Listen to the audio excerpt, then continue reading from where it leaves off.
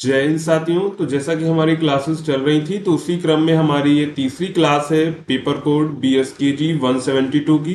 अगर आपने अभी तक वो दो क्लासेस नहीं देखी हैं तो उसकी लिंक आपको डिस्क्रिप्शन में मिल जाएगी, नहीं तो हम इसको आई बटन में ऐड कर देंगे तो यहाँ पर आप साइड में उसको देख पाएंगे। ठीक है, तो यहाँ पर हम लोग तीसरी क्लास में कुछ महत्वपूर्ण प्रश्नों को कवर करेंगे जो आपके जून परीक्षा के लिए महत्वपूर्ण है। अगर आप इन सब्जेक्ट के गेस्ट पेपर डाउनलोड करना चाहते हो, सिंपली आप गूगल पे आइए, यहाँ पे shop.hindustanknowledge.com सर्च करेंगे तो आपके सामने कुछ इस प्रकार की हमारी वेबसाइट आ जाएगी। तो यहाँ पर सिंपली आपको सर्च कोड पे जाना है और यहाँ पर आपको सर्च कोड पे अपना जो है पेपर कोड यहाँ पर टाइप करना है, जैसे BSKG 172। जैसे आप सर्च करेंगे तो ये आपका गैस पेपर आ जाएगा। तो यहाँ से आप लोग इसको जो है परचेज कर सकते हैं, नहीं तो अगर आपको कोई प्रॉब्लम होती है तो आप इस नंबर पे व्हाट्सअप या फिर व्हाट्सअप आइकन पर क्लिक करके व्हाट्सअप को एक्सेस कर सकते हैं। अगर आप इन सभी क्लासेस की फ्री PDF को डाउनलोड करना चाहते हैं तो हमारे टेलीग्राम व्हाट्सएप ग्रुप को ज्वाइन कर लीजिएगा, तो वहां पर आपको इन सभी की PDF डाउनलोड करने के लिए लिंक मिल जाएंगी। तो चलते हैं, यहाँ पर हमारा सबसे पहला प्रश्न है, भारतीय दर्शन की विशेषताओं का वर्णन कीजिए। यानी कि जो भारतीय दर्शन है उसकी विशेषताएं क्या है वो देखेंगे यहाँ पर। तो भारतीय दर्शन एक अत्यंत प्राचीन और समृद्ध विचारधारा है जो न केवल तात्विक चिंतन और सत्य की खोज का माध्यम है बल्कि जीवन के व्यवहारिक और नैतिक पहलुओं को भी समाहित करता है। यह दर्शन केवल बौद्धिक अन्वेषण नहीं है बल्कि मोक्ष यानी कि मुक्ति की प्राप्ति का साधन भी है। भारतीय दर्शन की कई विशेषताएं हैं जो इन्हें दर्शन प्रणालियों से अलग बनाती है। यानी कि भारतीय दर्शन सिर्फ ये नहीं है कि उसमें हम सत्य की खोज कर सकते हैं और वो तात्विक चिंतन के अलावा ये नहीं है कि हम लोग, यानी कि अगर दर्शन है इसका मतलब सिर्फ उसमें योग ही वगैरह होगा, यानी कि चिंतन वगैरह होगा, ऐसा कुछ नहीं होता है। उसमें क्या होता है, हम व्यवहारिक चीजें भी सीखते हैं, नैतिक पहलुओं जो होते हैं उनको भी वहां पर हम लोग देखते हैं। ठीक है, तो यहाँ पर सबसे पहली जो विशेषता है वो आध्यात्मिकता और मोक्ष केंद्रता। यानी कि अगर आप लोग दर्शन का अध्ययन करते हैं तो उसमें आप अध्यात्म की ओर बढ़ते हैं और मोक्ष की प्राप्ति की ओर बढ़ते हैं। तो यहाँ पर भारतीय दर्शन की सबसे मुख्य विशेषता इसकी आध्यात्मिक प्रकृति है। यहाँ दर्शन का उद्देश्य केवल ज्ञान प्राप्त करना नहीं है बल्कि आत्मा की उन्नति और मोक्ष यानी कि मुक्ति की प्राप्ति है। यह जीवन को एक साधना मानता है और उसका अंतिम लक्ष्य संसार से मुक्ति और परम सत्य की प्राप्ति है। यानी कि अगर हम दर्शन का अध्ययन कर रहे हैं इसका मतलब ये नहीं कि हम सिर्फ ज्ञान प्राप्त कर रहे हैं, उससे हमें आत्मा की उन्नति आती यानी कि हम मोक्ष की ओर बढ़ते हैं। यह जीवन की एक साधना है जो हमें संसार से मुक्ति यानी कि परम सत्य की ओर ले जाती है। इसके बाद है अध्यात्म और व्यवहार का समन्वय। यानी कि भारतीय दर्शन केवल सैद्धांतिक नहीं है बल्कि यह व्यवहारिक भी है। यहाँ धर्म, नैतिकता और कर्म का अत्यंत महत्व है। गीता में कहा गया है कर्मण्यवाधिकारस्ते मां फलेषु कदाचन, अर्थात मनुष्य का कर्तव्य है कर्म करना, न कि फल की चिंता करना। इस प्रकार भारतीय दर्शन व्यवहारिक जीवन को भी दिशा प्रदान करता है। इसके बाद है सत्य की खोज के विविध मार्ग। भारतीय दर्शन में सत्य की प्राप्ति के लिए विभिन्न मार्गों को मान्यता दी गई है, जैसे ज्ञान योग यानी कि बौद्धिक विवेक से, भक्ति योग मतलब ईश्वर की भक्ति से, कर्म योग मतलब निष्काम कर्म से, राजयोग मतलब ध्यान एवं साधना से। विभिन्न दर्शन जैसे सांख्य दर्शन, योग दर्शन, वेदांत, बौद्ध, जैन दर्शन आदि अपने अपने तरीके से परम सत्य की खोज करते हैं, परंतु सभी का लक्ष्य आत्मा की उन्नति और मोक्ष है। यानी कि दर्शन के माध्यम से हम लोग जो है अलग अलग तरीकों से मोक्ष की प्राप्ति कर सकते हैं, जैसे ज्ञान योग, भक्ति योग, कर्म योग, ये सब योग है जिससे हम लोग मोक्ष की प्राप्ति कर सकते हैं। इसके बाद है श्रुति और स्मृति पर आधारित ज्ञान प्रणाली। भारतीय दर्शन का आधार वेद है जिन्हें श्रुति कहा जाता है। ये आप और उसे हैं यानी कि मनुष्यकृत नहीं है माने जाते हैं, यानी कि ये जो है मनुष्य के द्वारा नहीं लिखे गए हैं। स्मृति ग्रंथों जैसे मनुस्मृति, महाभारत, रामायण आदि का भी विशेष स्थान है। उपनिषदों में आत्मा और ब्रह्म की पहचान का विस्तार से वर्णन किया गया है जो वेदांत दर्शन की नींव है। इसके बाद है एकात्म दृष्टिकोण। तो भारतीय दर्शन में सभी जीवों में एक ही आत्मा यानी कि ब्रह्म के अस्तित्व की मानता है। अहम ब्रह्मास्मि, तत्वमसि आदि महावाक्य इसका प्रमाण है। यह दृष्टिकोण आत्मा और परमात्मा की एकता की ओर संकेत करता है और यह बताता है कि संपूर्ण सृष्टि एक ही तत्व से उत्पन्न हुई है। यानी कि जो ये दर्शन है, दर्शन बताता है कि जो भी चीजें दुनिया में है सब में क्या है, एक ही आत्मा यानी कि एक ही ब्रह्म है और सब चीजें जो है एक ही तत्व से उत्पन्न हुई है, उस तत्व का नाम है ब्रह्म। इसके बाद है सहिष्णुता और विविधता की स्वीकृति। भारतीय दर्शन में विभिन्न विचारधाराओं और मान्यताओं के सही अस्तित्व को महत्व दिया गया है। यहाँ नास्तिक दर्शन जैसे चारवाक, बौद्ध, जैन को भी मान्यता प्राप्त है। यह विविध दृष्टिकोणों को स्वीकार करता है। एकम सद विप्रा बहुधा वदंती, सत्य एक है, ज्ञानी उसे विभिन्न रूपों में व्यक्त करते हैं की भावना को प्रकट करता है। इसके बाद यहाँ पर हमारी 7वीं हेडिंग है चिंतन और अनुभव का महत्व। भारतीय दर्शन में केवल तर्क और चिंतन पर निर्भर नहीं रहा गया है, बल्कि अनुभव यानी कि अनुभूति को भी विशेष महत्व दिया गया है। ध्यान, समाधि, योग जैसी विधियां आत्मा के अनुभव को प्रमुख बनाती हैं, जो पश्चिमी तर्क प्रधान दर्शन इसे भिन्न से बनाती हैं। इसके बाद इसी में 8 है आपका कर्म सिद्धांत और पुनर्जन्म का विश्वास है दर्शन में। तो भारतीय दर्शन में कर्म के सिद्धांत का महत्वपूर्ण स्थान है। यह माना जाता है कि मनुष्य के वर्तमान जीवन की स्थिति उसके पूर्व जन्म के कर्मों का फल है।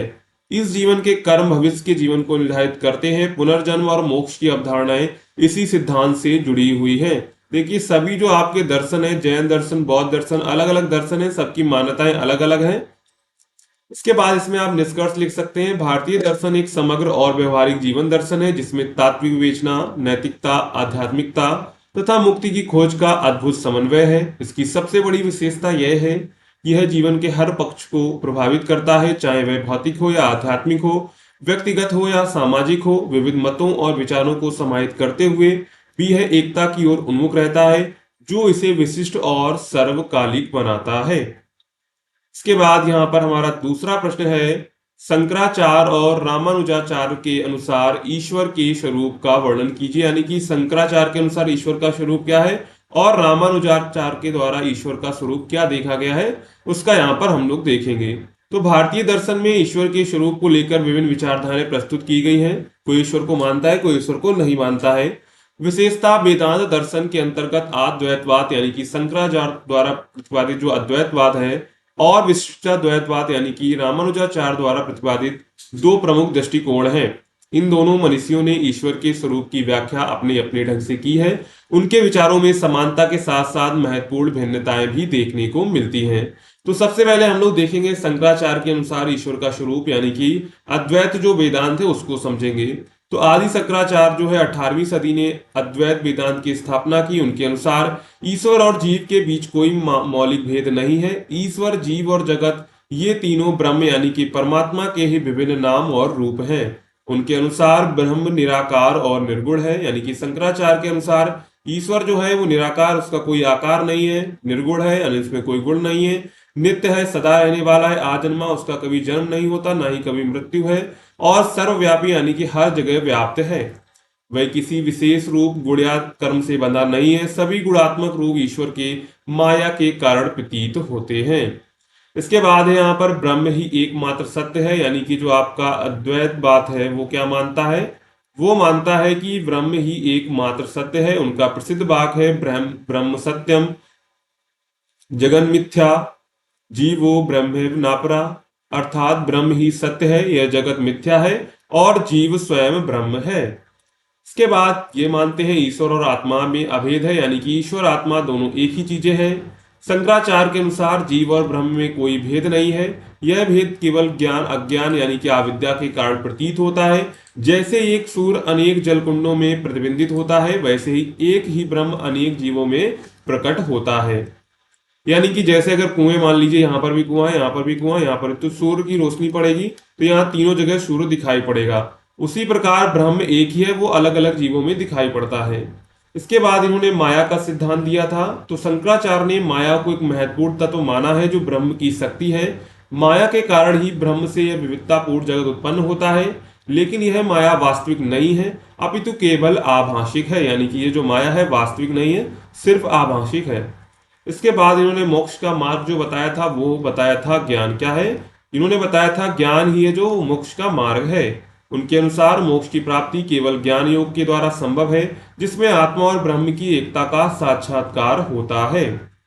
इसके बाद हम देखते हैं रामानुजाचार्य के अनुसार ईश्वर का स्वरूप, जिन्होंने विशिष्टाद्वैत वेदांत दिया था।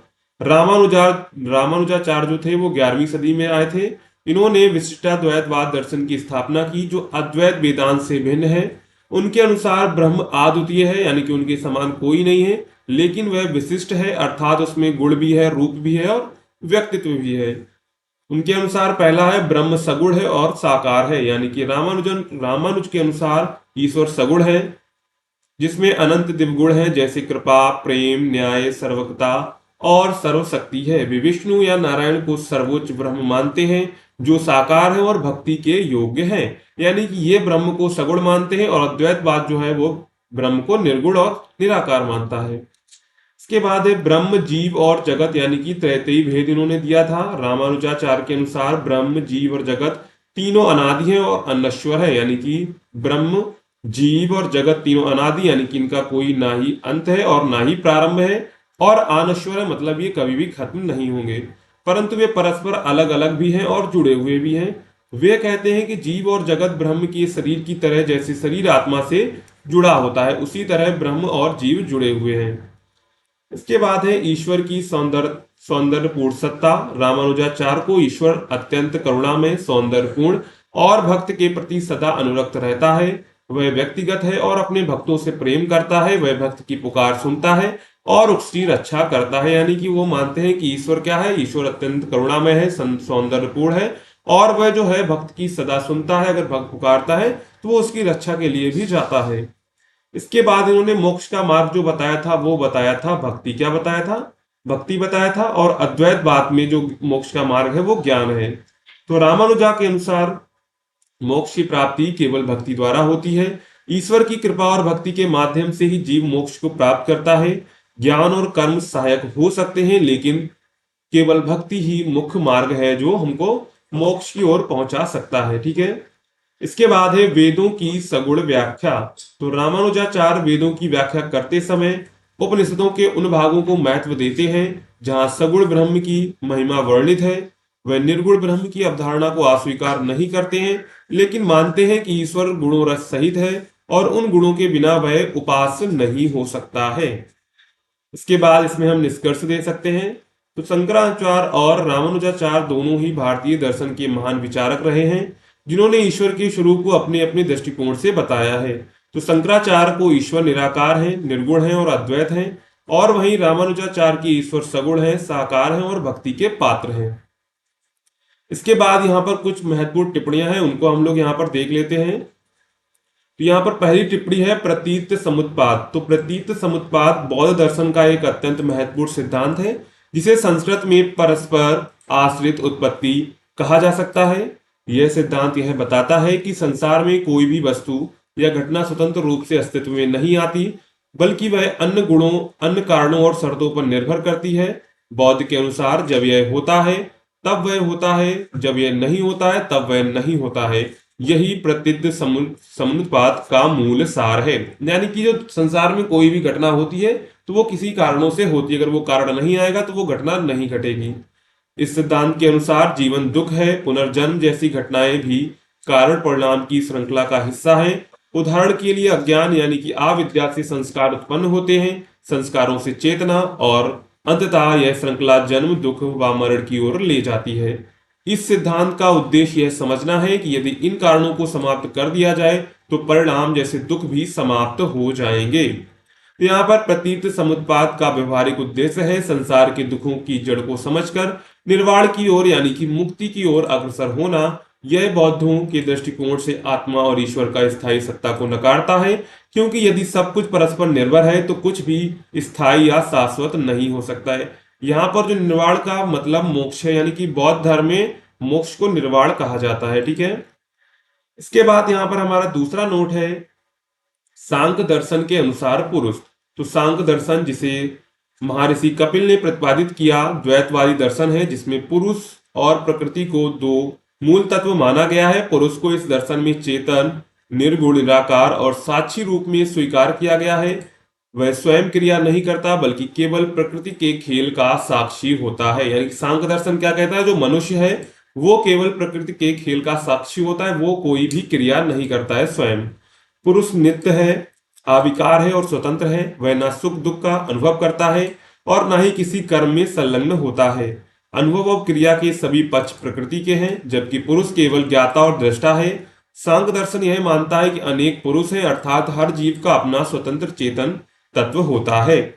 इसके बाद यहाँ पर देखें तो प्रकृति जो जड़ और त्रिगुणात्मक है, यानी कि सत्व, रजस और तमस, जब पुरुष के निकट आती है तब सृष्टि का आरंभ होता है। जीव का बंधन केवल अज्ञानवश पुरुष और प्रकृति के संयोग को वास्तविक मानने से होता है। जब पुरुष यह पहचान लेता है कि वह प्रकृति से भिन्न है, तब मुक्ति प्राप्त होती है। इसके बाद यहाँ पर है हमारा परार्थ अनुमान। तो यहाँ पर देखेंगे तो परार्थार अनुमान न्याय दर्शन का एक महत्वपूर्ण अंग है। इसका अर्थ है दूसरों के लिए किया गया अनुमान, अर्थात जब किसी तर्क या अनुमान को इस प्रकार प्रस्तुत किया जाए कि श्रोता या पाठक भी उसी निष्कर्ष पर पहुंचे तो वह परार्थानुमान कहलाता है। यह विशेष रूप से वाद विवाद या तर्क वितर्क की प्रक्रिया में उपयोग होता है। तो यहाँ पर जो है पांच अंग होते हैं जिन्हें हम लोग पंचावयव कहते हैं। पहला है प्रतिज्ञा, हेतु, उदाहरण, उपनय और निगमन। तो यहाँ पर यह अनुमान इस बात पर आधारित होता है किसी सामान्य नियम के आधार पर किसी विशेष घटना का निष्कर्ष निकाला जाए। न्याय दर्शन में परार्थनुमान को ज्ञान के प्रमुख साधन यानी कि प्रमाण के रूप में स्वीकार किया गया है। इसके बाद हमारा चौथा नोट है त्रिरत्न। त्रिरत्न का मतलब तीन रत्न बौद्ध धर्म के तीन प्रमुख आश्रय स्तंभ हैं, बुद्ध, धर्म और संघ। इन्हें त्रिशरण भी कहा जाता है और हर बौद्ध अनुयायी इन तीनों की शरण ग्रहण करके बौद्ध धर्म में प्रवेश करता है। सबसे पहला है बुद्ध, जो स्वयं बोधिसत्व से बुद्ध बने हैं। उन्होंने अज्ञान, दुख और पुनर्जन्म के चक्र से मुक्त होने का मार्ग दिखाया है। बुद्ध केवल एक ऐतिहासिक व्यक्ति नहीं है बल्कि ज्ञान और करुणा के प्रतीक भी हैं। इसके बाद है धर्म, वह शिक्षा और मार्ग जो बुद्ध ने जीवन की समस्याओं से मुक्ति पाने हेतु बताया। इसमें चार आर्य सत्यों, अष्टांगिक मार्ग और प्रतीत समुत्पाद जैसे सिद्धांत शामिल हैं। इसके बाद तीसरा है हमारा संघ, बौद्ध भिक्षुओं और साधकों का समुदाय जो धर्म का अभ्यास करता है और उसे आगे बढ़ाता है। बौद्ध को बौद्ध परंपरा में अत्यंत सम्मान प्राप्त होता है क्योंकि वह धर्म को जीवित रखता है। तो त्रिरत्न जो है वो बौद्धों के लिए केवल श्रद्धा का विषय नहीं है बल्कि व्यवहारिक मार्गदर्शन भी है। इनके माध्यम से अनुयायी अपने जीवन को अनुशासित करते हैं, दुख से मुक्ति की ओर बढ़ते हैं और आत्म कल्याण के साथ साथ लोक कल्याण भी करते हैं। इसके बाद यहाँ पर हमारा पांचवा नोट है उपमान प्रमाण। उपमान प्रमाण भारतीय दर्शन में मान्य एक प्रमाण यानी ज्ञान प्राप्ति का साधन है जिसका अर्थ है सादृश्य समानता के आधार पर ज्ञान प्राप्त करना। यह मुख्यतः मीमांसा और न्याय दर्शन से मान्य है। उदाहरण स्वरूप यदि किसी ने कभी गवय यानी कि जंगली बैल नहीं देखा है और कोई व्यक्ति बताता है कि गवय गाय के समान दिखता है, तो जब वह व्यक्ति जंगल में गवय को देखता है और गाय के समान पाता है तब वह जानता है कि वह गवय है। इस प्रकार ज्ञान उपमा समानता के आधार पर उत्पन्न होता है। उपमान के तीन अंग होते हैं, उपमेय, उपमान और सादृश्य, यानी कि दोनों में समानता। सादृश्य का मतलब है कि दोनों हैं चीजें अलग अलग लेकिन वो दिखती एक जैसी हैं। इसके बाद यहाँ पर हमारी छठी हेडिंग है अधिकारी। तो अधिकारी शब्द भारतीय दर्शन एवं शास्त्रीय अध्ययन में उस व्यक्ति को कहा जाता है जो किसी विशेष ज्ञान, साधना या विधि का अभ्यास करने के लिए उपयुक्त पात्रता रखता है। अधिकारी की चर्चा विशेष रूप से मीमांसा और वेदांत दर्शन में की जाती है। तो यहाँ पर मीमांसा दर्शन के अनुसार किसी भी विधि, यज्ञ, व्रत आदि का फल तभी प्राप्त हो सकता है जब करने वाला व्यक्ति अधिकारी हो। अधिकारी बनने के लिए कुछ शर्तें होती हैं। सबसे पहले श्रद्धा यानी कि धार्मिक विश्वास और आस्था हो, उसमें योग्यता, शास्त्रों का ज्ञान और उसका अभ्यास हो, अवसर मतलब कि अनुकूल स्थिति या जीवन अवस्था जैसे ब्रह्मचारी और गृहस्थी हो, और इसके बाद अहर्ता मतलब कि नैतिक शुद्धता और संकल्प शक्ति होनी चाहिए।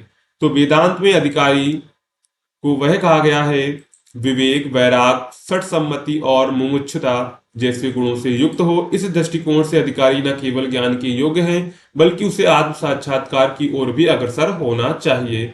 इसके बाद हमारा सातवां नोट है माया। तो माया क्या है? तो माया भारतीय दर्शन में गूढ़ और बहुस्तरीय अवधारणा है। विशेषकर अद्वैत वेदांत में माया का शाब्दिक अर्थ है जो नहीं है पर प्रतीत होता है। यह ब्रह्म यानी कि परम तत्व की शक्ति है जो संसार को प्रकट करती है, किंतु यह संसार वास्तव में सत्य नहीं है, केवल भ्रम है।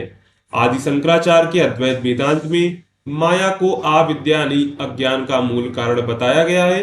माया के कारण ही जीव आत्मा को शरीर मान लेता है और सत्य को असत्य और असत्य को सत्य समझ लेता है।